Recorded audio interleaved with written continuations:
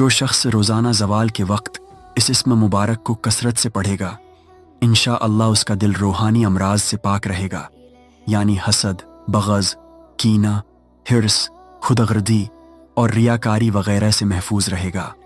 جو کوئی 1000 بار اس اسم کو پڑھے گا سب سے بے پرواہ ہوگا، یہاں تک کہ ناجائز شہوت سے بھی۔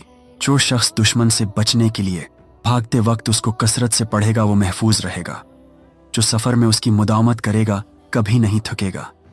جو اس کو 319 بار شیرینی پر پڑھ کر دشمن کو کھلا دے تو دشمن مہربان ہو جائے گا۔ جو زوال کے بعد 170 بار یہ اسم مبارک پڑھے اس کا دل منور ہوگا اور روحانی امراض سے پاک ہو جائے گا۔ جو کوئی 40 دن تک خلوت میں 1000 بار یہ اسم مبارک پڑھے گا اس کا مقصد حاصل ہوگا اور دنیا میں اس کی قوت تاثیر ظاہر ہو جائے گی۔ اگر کوئی اس کو رات کے آخری حصہ میں 1000